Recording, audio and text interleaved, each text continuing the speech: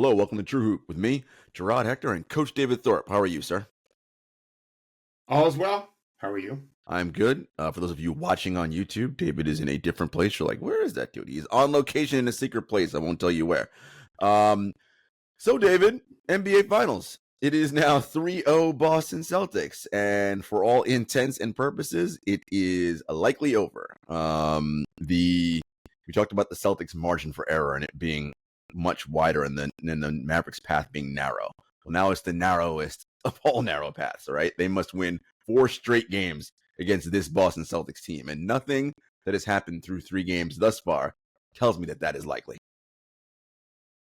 I mean, if you didn't know the history that it never happened before, you would say it's very unlikely. One team is 79-20 now, and has won very close game, one not really all that close, and one blowout. They're the better team. They're the better team. They're missing probably Porzingis again. That matters, but to lose 4 straight is just highly improbable. Yeah. I agree. During the game last night, in our True Hoop text chat, you said that the Mavericks game plan was faulty. And we were kind of talking about that and what they were doing. And it was clear that the Mavericks were going to live and die with Kyrie Irving and Luka Doncic taking all the shots. And not only taking all the shots, hunting specific mismatches. So when the Celtics have their starting 5, the one player that Luka and Kyrie attack is Al Horford. And then when the bench comes in, they try to go at Peyton Pritchard and or Sam Hauser, right? So those are the 3 guys who like to get into isolation. I would add a fourth. Who else? I would add a fourth. They went after Tatum a lot too. So basically what they didn't do, it was really more about who not to attack, which was Drew and Jaylen. Yep. They don't want to fuck with those guys at all. Although 2 of the first 3 possessions of the game, maybe 3 straight possessions in the right at the beginning of the game, they went after Drew, scored twice, turned it over once, I think. And then I think it was just the excitement, Jarod, of, hey, we're at home, Dallas, fans are cheering. And then I think they reminded themselves of, what are we doing? We're not going to make a living going at Drew. So they went after Tatum a bunch. They basically really tried to target Tatum and Horford, not so much Derek White, although they went after everyone a little bit, mostly with just Kyrie and Luka. So to your point, at one point in the fourth quarter, I texted you before they made their run. It was like 91-70. When it was a blowout, it was 45 shots for the big 2, 20 for the other guys combined. Boston was more egalitarian, not totally even, as it shouldn't be. They have Tatum and Brown. And then a funny thing happened. They started letting other guys be primary scorers and kind of move the ball more, and they started making shots. And I thought, maybe figure something out there. Funny how that works. Not only do they start making shots, David, we talk about coaches talk about the ball has energy, right? And when you feel as though you are part of the offense, I have to believe that makes you want to give a shit more on defense, right? And try harder for your teammate and cover and rotate. And they played better defense during that stretch of the run. You remarked their off-ball defensive intensity is much higher, probably than it's been all series in that run in the fourth quarter. I think in the regular season, what you're saying is exactly right. You're saying what Quinn Snyder's always said. And I think you're largely correct. There are obviously the exceptions, like Tom Thibodeau seems to get his guys to play hard no matter whether they get the ball or not. I don't know last night it mattered because it's the finals. I do think the desperation creeped in, but like, holy fuck, we're about to go down 3-0 without a fight. And I've said this many times. I don't know what Jason Kidd's good at. I don't. There are coaches who aren't great X and O guys, but get their guys to really compete. I don't even think he's great at that. And I'm not blaming him for the loss. I'm also not blaming him for the, I thought, faulty strategy. It's hard to figure out how to score against Boston, unless you're the Pacers. Yeah. And it's not like Indiana was amazing. Right. They were just better than every other team we've seen against them. But I did think that there was a desperation that was good to see, that they probably needed to play that way defensively all game, certainly all series. And also, it spelled their demise in a sense because Luka's just not comfortable playing that way. Yep. And it scrambled his brain. Yep. And all of a sudden he starts fouling, and he didn't play the last 4.5 minutes of the game. Yeah. I mean, and that was huge. And, look, we are ones here at True Hoop because you've listened to us long enough. Basketball is a game of a billion different things happening over the course of 48 minutes or more of overtime. So it ain't, the refs cost Dallas. No. A million. No, they missed some calls. For sure. But as they do in every game. Correct. And it certainly wasn't because they wanted Boston to win. Right. Can you agree with that? I agree, of course. Yeah. Why would the NBA want a 3-game sweep? Right. They want this to go as long as possible. So, no. Oh, yeah. Yeah. It was the call on PJ Washington, I thought was a bad call. I thought live it was bad. I didn't, PJ wanted to challenge it, buddy, you just challenged it. Right. You already lost it. Yeah. But I thought it was a bad call, and I saw it on tape too. Tatum got away with a foul on Luka. I thought a blatant push late. Yep. Before he fouled out, obviously at the rim. You could make the same argument on the other ends too. I don't think that was the case. I thought that Dallas had some early success, and I never felt like Boston was in trouble in the first quarter when they were getting blitzed. Nope. Dallas was just smoking, and Boston's dealt with that before. They were down 18 second half against the Pacers. Right. And to me, with Luka and Kyrie cooking in quarter one, my thought process is, okay, you got to leave this quarter, Thorpe's rule, win a quarter by 10, don't lose. I'm like, you got to be up 10. And I'm like, you're up 1 at the end of this? Forget it. I was like, no, they're not, you didn't rattle them. The closest, David, I think the Celtics got to being quote unquote rattled, and I don't think they were even that rattled, was during the Mavericks run in the fourth when they cut it to 3. Because I thought they were doing some kind of boneheaded things offensively. I thought they looked rattled too. I thought it's funny. There are all these veteran players, and yet Boston played senselessly. When the fucking finals are right there, you can see it, and they just, Tatum takes. It's funny. I've watched a lot of Jason Tatum. I've never understood the hate. Yeah, I still don't understand the hate. I understand the frustration when it's not fair to get mad at him for not being the best player in the world. It is fair to be disappointed because maybe he could be. Yeah, there. You can say the same about Luka and his defense. Whoa. Tatum's decision making is just bad too often. Not always, right? Even not often, just too often for what he's capable of doing. It's great that he has so much confidence in his shot. But it's not realistic confidence. Right. You're just not going to make those shots often, Jason. And he knows it. He's talked about some of the side dribble threes he attempts. That's bad. The bane of every Boston Celtics fan existence is that Tatum's at step 3 when they don't. No, not there. We don't need this here. Right. And Drew Holiday is soft spoken. And Derek White is soft spoken. And maybe they just don't want to listen to Jaylen Brown, although because he is always kind of leading, or he just doesn't have the voice that he needs in that situation. And also, it's just hard to win championships. Just like it's hard to win games, it's really hard to win championships. Dallas is not a bad team by any stretch, not even close to being a bad team. Nor do I think they're a terribly coached team. I don't think that. Right. I think they're fine. I don't think Kid's special, but I think they're fine. And we're human beings, and they're human beings, and this is just kind of what happens. You just don't see. I think they're much better than Dallas. Yes. They're not going to blow them out every game. It's the finals. There's lots of stuff going on, as you said. There's lots of tricks going on in your brains, too. Ooh, man, I could be a finals MVP here, or that kind of thing. Yeah. I just think all this stuff creeps into your brain. They're humans. And so we were treated to a nice little run, 21-2, I think it was, or something like that, where I thought Boston kind of lost their minds. And I heard my buddy Zach Lowe saying this morning on his pod from last night. Horford got a rebound and raced down the court.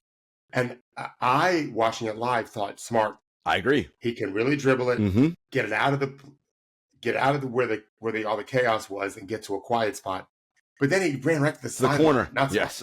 Yeah, that wasn't smart. That's where the defense is, because the sideline's a defender. Right. So I thought, this is what happens in finals games. That's why I don't believe in rookie mistakes. They're just mistakes. Everyone makes them. You hear me say it. Yeah, you saw the game. Mm-hmm. There wasn't a bunch of rookies out there. Those guys have played that combined 10,000 games. Correct. You know? On that play in specific, David, but his teammates didn't help him. They didn't race with him up the floor. He was racing by himself. I was like, guys, Al's the oldest man out there. Go race with him up the floor. It's true. These guys get really tired at the end of games. And for sure. Fatigued brains, lack of oxygen, the thinking is not clear. Sure. It's like trying to make a cell phone call with very spotty service or downloading some data.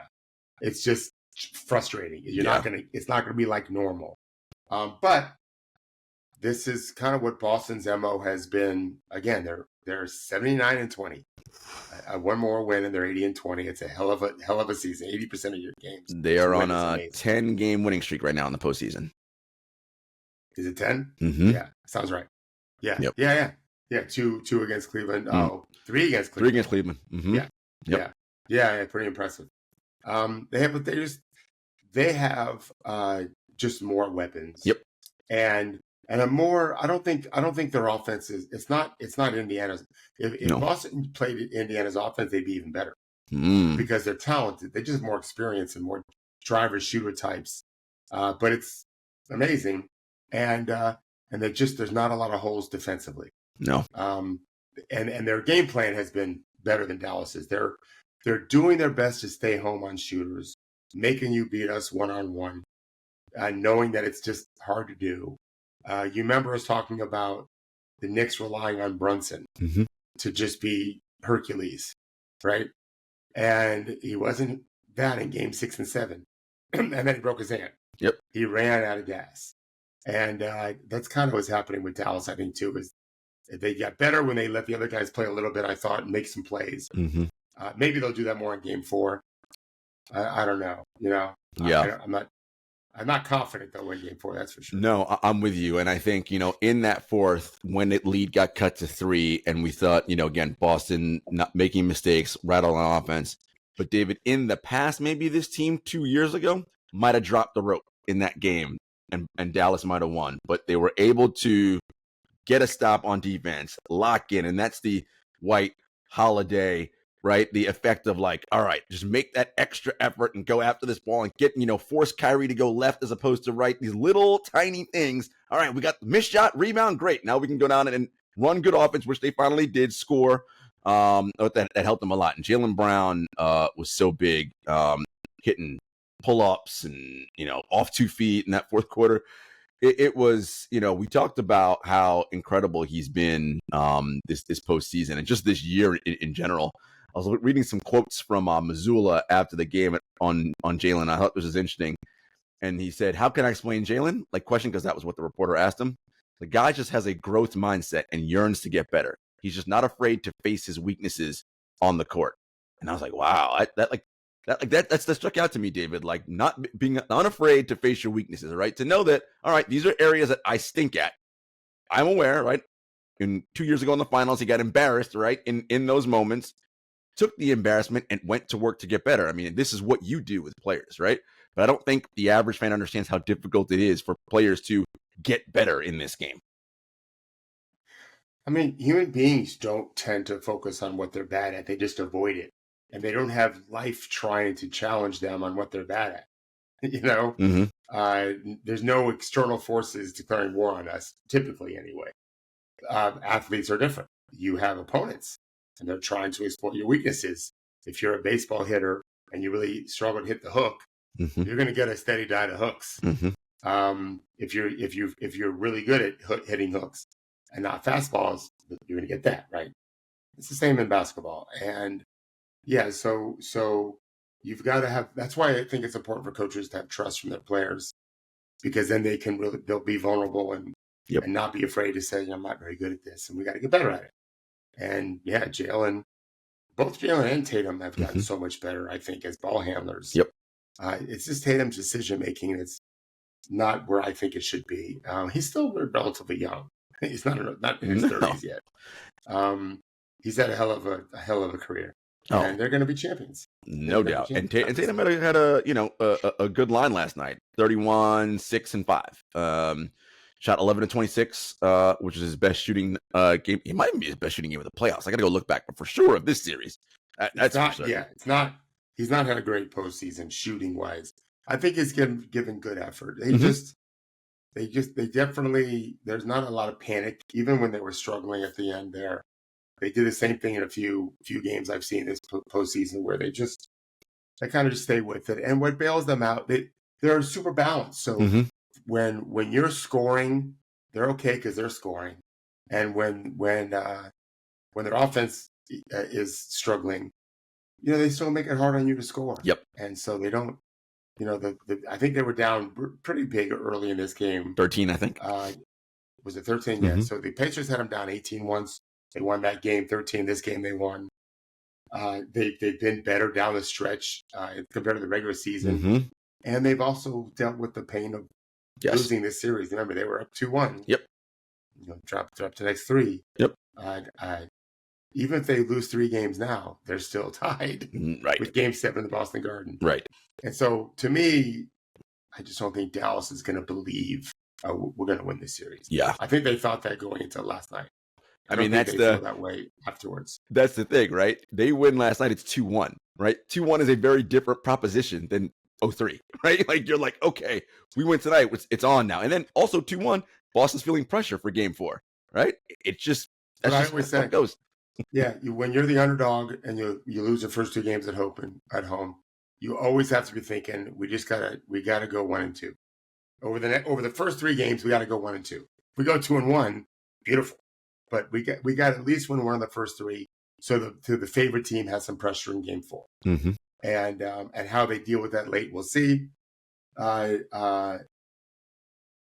didn't happen. No. And the better team is winning the games. Yes. All these games. Yeah. Here's a good question. Who wins, Indiana or Dallas in 7 games? A healthy Tyrese Halliburton, right, makes that series very different than no Halliburton or a busted hamstring Halliburton.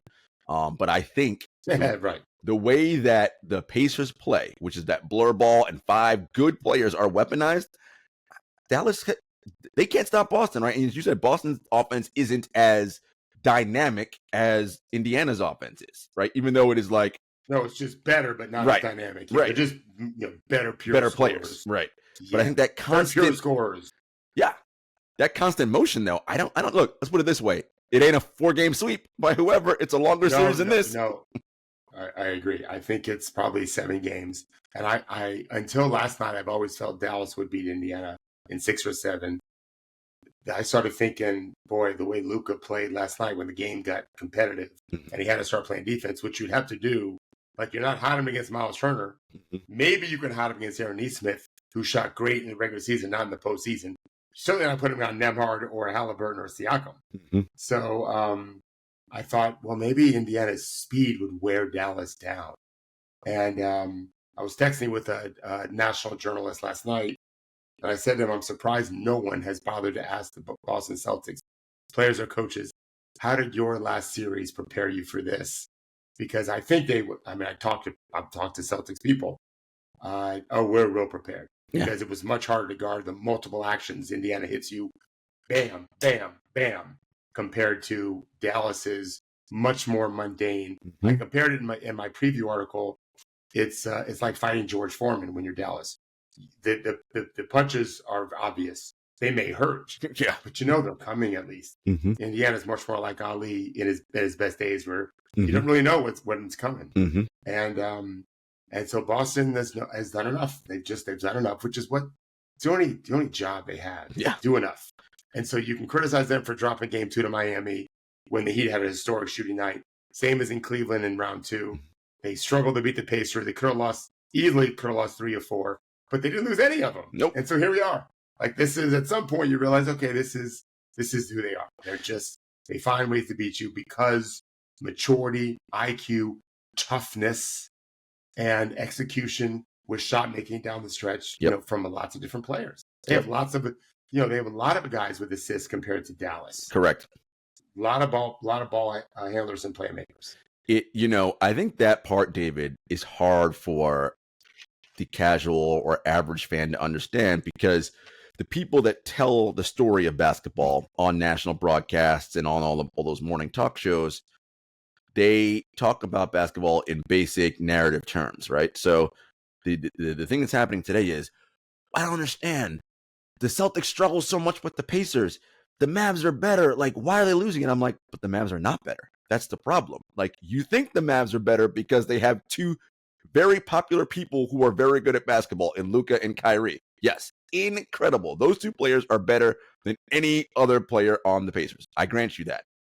But when you have a system with 5 guys who are above average in basketball, like all above average players, and it's constant action and motion, that is a harder thing, as David just said, to guard than, yes, Kyrie's a bucket, but if all I got to worry about is Kyrie ISO, again, at least I know what it is. There's tape on Kyrie ISO. There's tape on Luka ISO, right? But if I have to constantly worry about 8 million things, right, I don't know. Right, and he's not been a bucket in this series. Correct. What's his shooting percentages? Last night was his best game by far. By far, yeah, he was good. He was really good last night. But Nembhard has been better against Boston than Kyrie has. Sure has. Luka offensively is pretty spectacular, right? He's pretty amazing. And it just isn't good enough against this team. There's no one really to attack consistently and feel like, oh, they've got to start doubling more. They've got to start blitzing more, which they don't really do. Nope. They made some mistakes, I thought Boston did. And a few times in the second half, I saw them bleeding away from some other guys to kind of help on Luka more. And that created some open shots for guys. And maybe that was by design. Maybe it's just lack of discipline late. Kind of going for the kill shot. Yep. It just wasn't working out. I don't know. I'll find out. But it's just, you have to play better down the stretch. And as I've said all along, Boston wears you down. Mm-hmm. They wear you down with their relentless attack on offense and the fact that you can't ever rest, and that it's so hard to score on them. You can't just play iso ball and score easily. Right. And because of it, you're just not thinking clearly down the stretch either. And that's a benefit to Boston, and in large part because of Boston's ability. You probably didn't chart this yet, but you watched the game, so you can probably just recall. Of Kyrie's buckets last night, what percentage in your mind, just off estimate, would you think were easy buckets of his last night? I never thought that was too easy. I never thought that. Yeah. I never thought that, God, what are they doing on defense? No, it was just, he's an amazing player. And they're living with that. Boston is just saying, they talked about the show last night a little bit. They're just not going to make it easy for you to get 2 on the ball and play offense. Mm-hmm. And this is the difference in the series. If you want to boil it down to one thing, it's Boston's playing way too much 5-on-4. Less last night than the previous game. Yes. So Dallas did better last night and trying to keep the ball in front of them. But it's much easier for them for Boston to drive by Dallas players and then force them in rotation or not and get easy shots than it is for Dallas to do that against Boston. I think that's the single biggest difference in the series. So David had an article on TrueHoop.com. You guys should all be subscribers to the website, to our Substack. And he talked about what the biggest issue was hurting the Mavericks. And it is Luka's lack of awareness, positionality, aggressiveness, intention, all the things, urgency on defense. The way he attacks the game offensively, he shows none of that on the other floor. He doesn't do it in the series. He's not done it much. He was better last night. Yeah, he was better last night. Although he fouled 6 times. There were moments last night where he did that thing where he gets beat, and instead of he tries to swipe the ball from behind, it's like that's not a recipe for success. You got to stay connected. You got to stay connected in those situations. Make him feel you from behind. He's just not. Brian Windhorst really hammered him in SportsCenter last night. I saw it this morning. Harsher than I've ever heard a journalist go at him. And I'm not sure Brian's right when he was saying you've got to really play much better defensively if you ever win a championship. I don't know if that's true or not. I understand why he says it. If you have 4 better protective, there's been plenty of bad defensive players that have won championships. He just is capable of doing more. He also is so beat up. Yeah. And this is part of it too, is when you start looking at how a team is built in the offseason, and how it's going to execute during the course of the season in terms of strategy, you should be thinking, if you're Dallas, for example, how do we deliver Luka to the playoffs healthier? Well, you do that by playing less minutes and having less ball-centric offense for him, so that he doesn't get as beat up as he does. And maybe this is a learning experience. Luka, you went to the conference finals a couple years ago, and then it was the desert. Mm-hmm. And now you're in the NBA finals, and right now you haven't won a game, and you may have not winning a game. And so we've got to make some adjustments. He'll be playing in the Olympics this summer. Oh, man. Probably. Yeah, he is, for sure. Yeah. And so luckily that's July. I think the gold medal game's August 10. And so there's plenty of time before it's 2 months before he plays, even almost in preseason, almost 2 months exactly before he plays preseason. So he'll have time to recover some.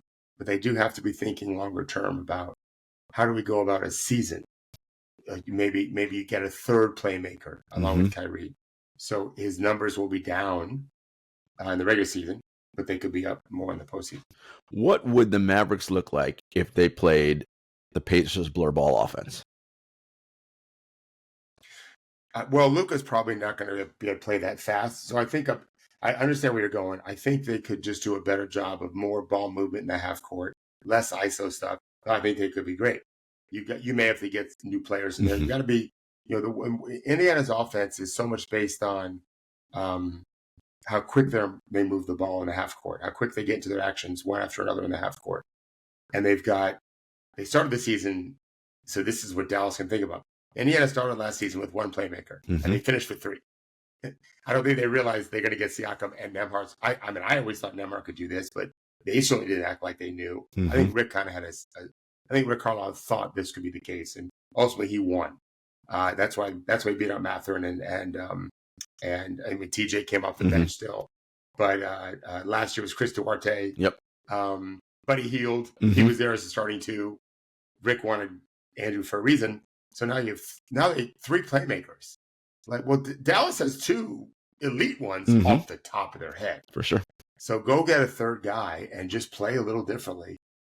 You always have Luka in the fourth quarter, last 5 minutes to go, to play Luka ball, But until that point, I think you can play differently. But it requires trusting your players, getting them to buy into, get off the ball quickly, that kind of thing. And that's not the easiest thing to do for a lot of coaches. It might have happened anyway because of the familial connection. But are the Mavs ruining the fact that they let Jaylen Brunson go?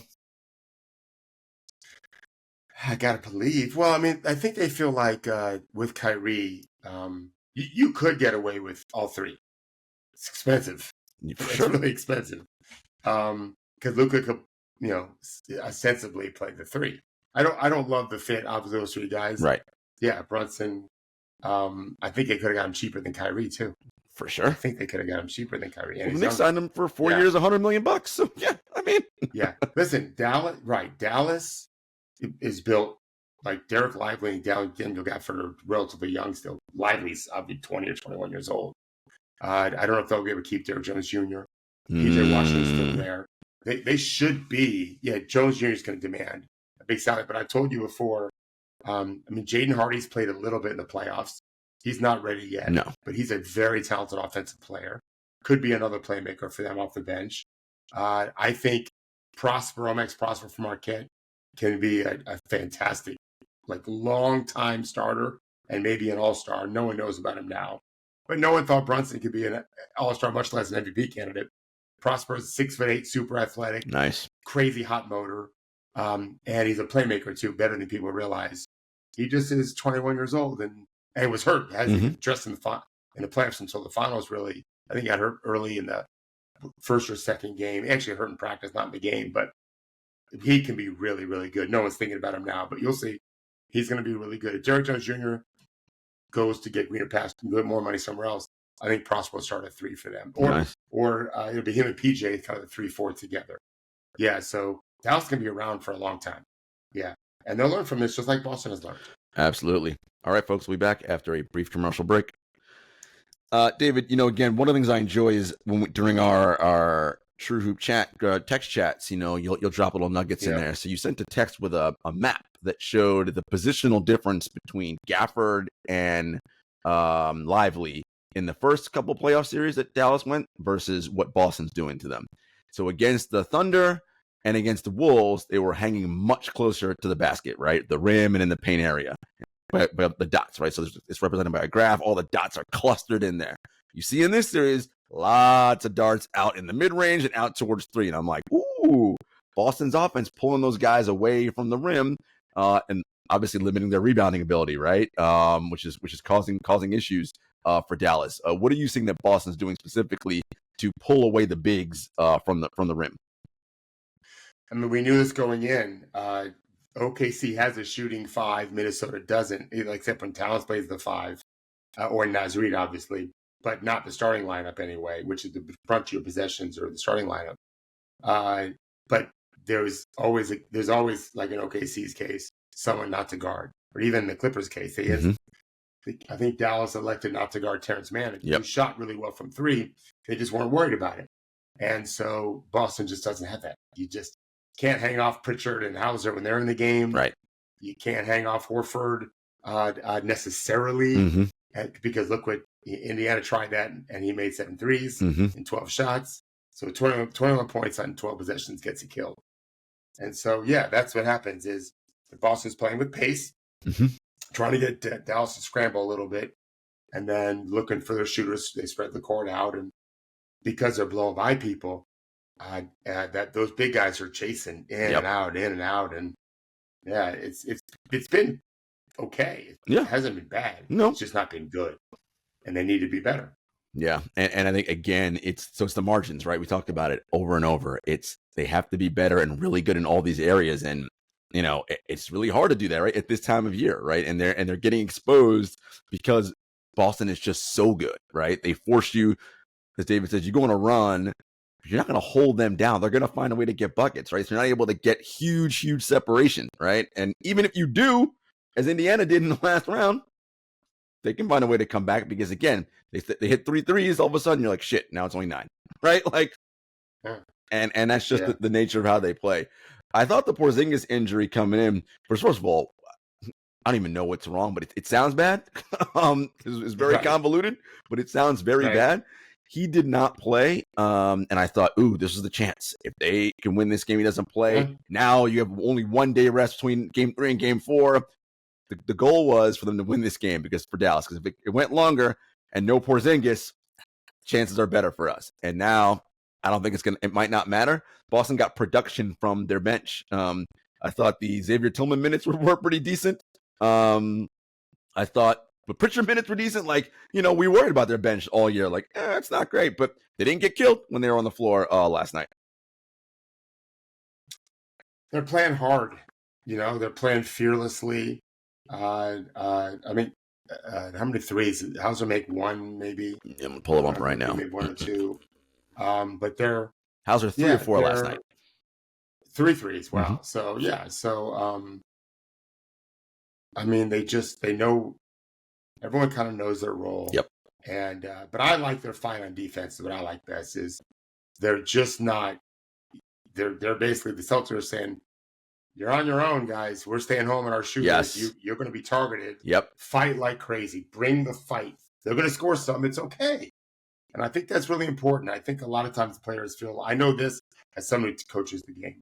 I tell my players, when you feel a defender, tighten up when you score on them. Oh, fake that guy the next time. Because that guy's thinking, I'm going to be taken out of the game if I give him another bucket. And so you get him to foul you because you faked a couple times, whatever.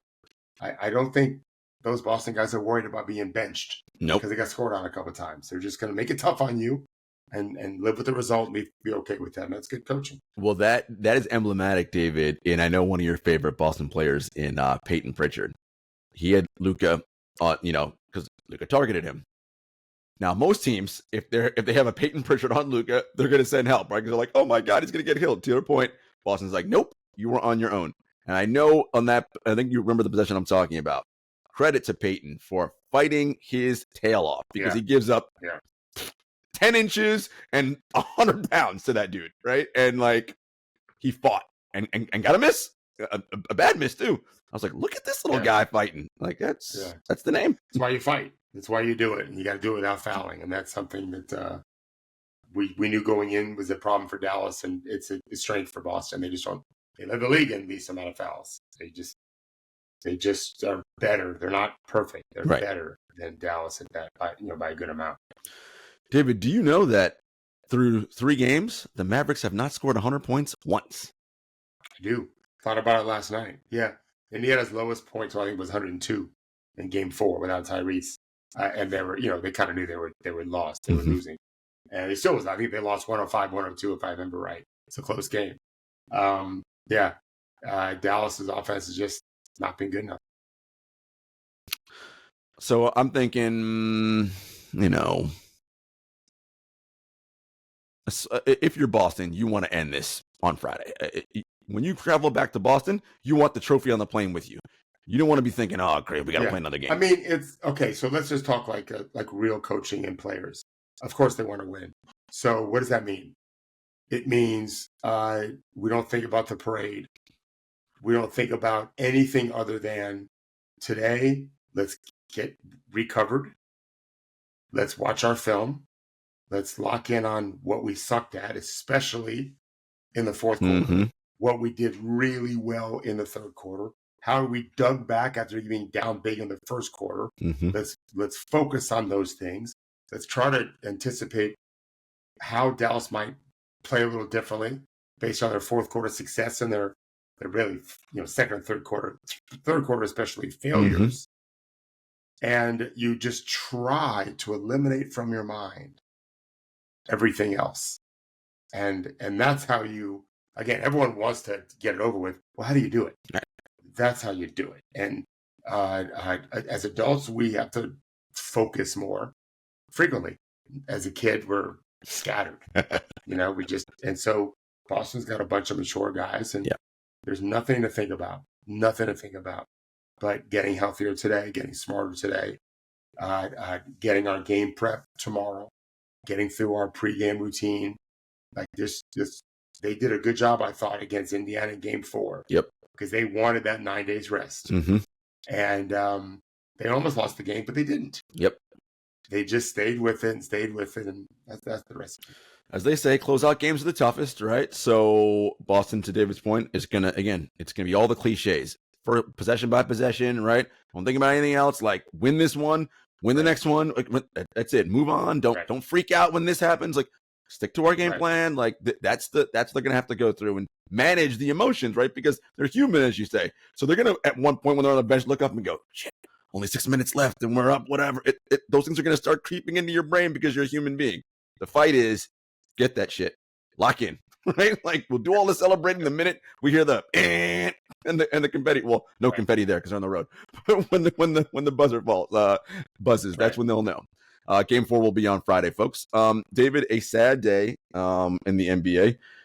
The legend, NBA legend, the logo, Hall of Famer, Laker great, Jerry West passed away at 86 years old. And I know that he was your favorite player growing up as a kid, your first favorite player.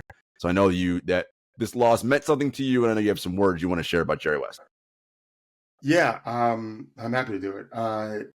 So for me, this is how it is, I imagine, with the average person. I was just, a regular kid growing up. Sometimes your favorite player connects you to your dad, for a guy anyway.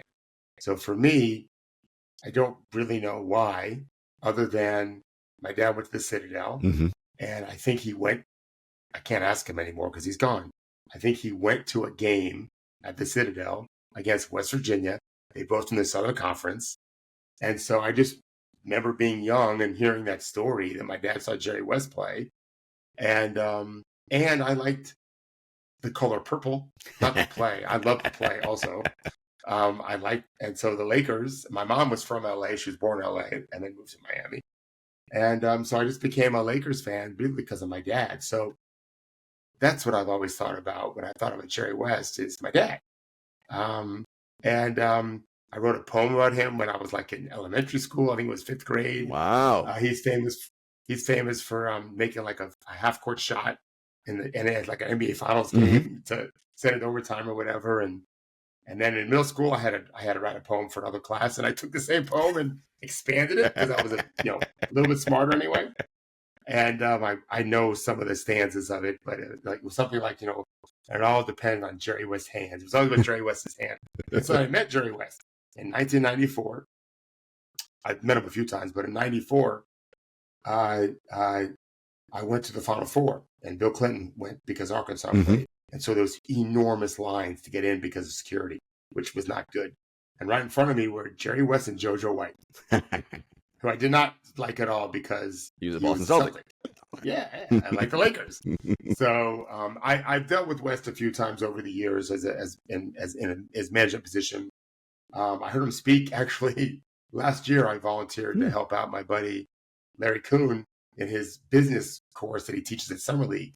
And so what I did was I was able to meet with people individually who had questions about getting into the NBA.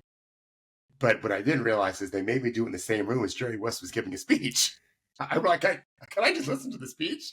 Not that I thought it'd be so great. He was, 85. Yeah. But listen, he's had an amazing life. He is beloved and was, as players go back then, he's a great example of someone as the logo, where if he was born in today's world, he would have been so much better because he was super quick, fast, and athletic, but couldn't dribble his left hand. But if he had grown up in today's world, there's no reason why to think he wouldn't have been able to figure it out. And he certainly wasn't lazy, whatever. So I love the fact that it doesn't matter what color your skin is in the NBA, you love Jerry West. Hearing these guys talk about West, he's famous for the Kobe thing. When he was evaluating players, he didn't do the one-on-one, all these drills. He just let them play 5-on-5. They don't allow that anymore, except for the combine itself. Right. And I think that's super smart. I've always felt the same way. Just let the guys play, the cream rises. You kind of figured out who does, those kind of things. Yeah, so it's a big loss. Like, I didn't want to think about it yesterday because it was the finals, but they lost their logo, They lost their logo. The logo. And that's what everybody will remember him as. Also be remembered as, if I'm not mistaken, the only player to have lost a finals and win finals MVP, which shows you how incredible he was in that finals, right? Yeah. Really good. He just seemed like a really decent guy. Yeah, really upset with the way he was depicted. In the HBO show. Yeah, I think so, right? That one. He was really upset, and I've spoken to many people. Jerry West and I have lots of mutual friends. None of them ever said anything different than Jerry did, which was like, that is just not what he was like at all back then. And so, but he's universally revered. He worked until the end. Last few months, I think he was pretty sick or just exhausted. I don't know. But that's what I want to, I'm going to be 60 in February. I want to have the next 20 years of working and connecting to people and having something to look forward to. And being liked, like he's really liked. Yeah, it's not a bad way to go. Definitely not, and a basketball lifer, right? I mean, he loved this game. Yep. That's what he did his entire life. We should all be so lucky. So, rest in peace, Jerry West. Condolences to the West family and the NBA family at large. Staying in Lakerland, David. What we kind of knew was going to happen happened. Dan Hurley spurned the Lakers and is staying at UConn. Surprise, surprise. So I don't know where the Lakers go from here to figure out what their coach situation is. JJ Redick, maybe. I don't know. You and I talked about it. We think it's a bad idea.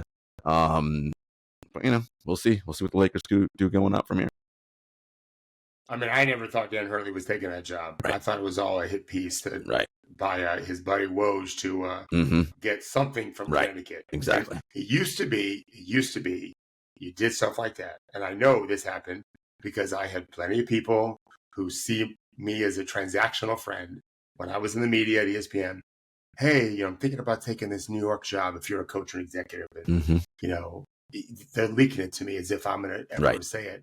And I did it once early in my career. And I realized, I just got played. They just wanted more money from their own team. So I just, you can call me if you want to give me that shit. I ain't talking about it. Right. This was Woj's written article a book about Bobby Hurley Senior, Bob Hurley Senior. And so I just know how the world works. In these situations, it doesn't make the news till it makes the news because it happened. Yes. And so as soon as I saw the speculation, I'm like, this is an act by Hurley's family to get something. It used to be for money, for yourself. Now it's sometimes NIL. Ooh. So now you're saying, hey, I'm going to hold Connecticut's feet to the fire that, hey, we need more investment because we're going to lose players in the portal because our NIL is too short compared to Kentucky and Arkansas. And right. I don't know what his agenda was. I know the Lakers can't be happy about any of it at all. You keep that stuff quiet until it happens or it doesn't happen. Then you can say, in retrospect, we looked at it, whatever. But yeah, I never.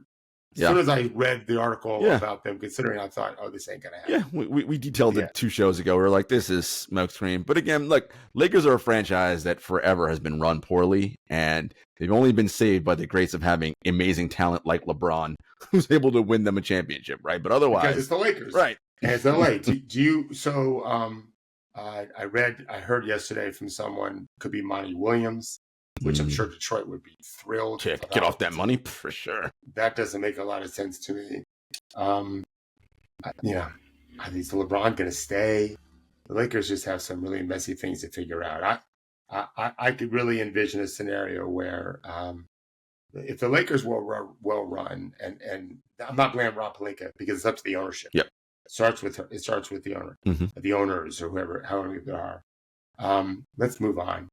Let's go ahead and move AD. Let's move LeBron. They'll be involved in this discussion, and let's just start over. Let's hire JJ and give him a couple years to figure it out. I wouldn't do it. If I was JJ, I would go be in a top assistant somewhere. But it's easy for me to say it's not $10 million a year, whatever they pay him, $8 million a year. It's generational wealth he can make in addition to what he's already made. And he can always go back to the media. That's for sure. And live in LA. Who doesn't like living in Southern California? Yeah. Yeah, I just don't think it's as someone who's raised my kids, you're not going to be around. If you're going to get in the coaching carousel now, every few years you're in the NBA, you might get a new job somewhere else, and now your kids have to move again. I don't think it's the worst thing in the world, but it's a choice you don't have to make if you don't want to until your kids are grown. Agreed. You keep doing what you're doing now, and or take an assistant coaching job at a very go get one in Miami. Spoelstra's not going anywhere. Yeah, for sure. Pick a spot like that, Pop or whatever, and settle in and learn, run a team and win. Yeah, I think. It's funny as we're discussing this. I just got the alert across my screen. Lakers have formally interviewed JJ Redick this weekend about the head coaching position. So we shall see. All right, folks. Enjoy the weekend. Enjoy Game 4. We possibly, by Monday's show, will have a new NBA champion. If not, Game 5 will be on Monday night, I believe. We'll get 2 days off in between 4 and 5 if Game 5 is necessary. All right, folks. Enjoy the weekend. Take care.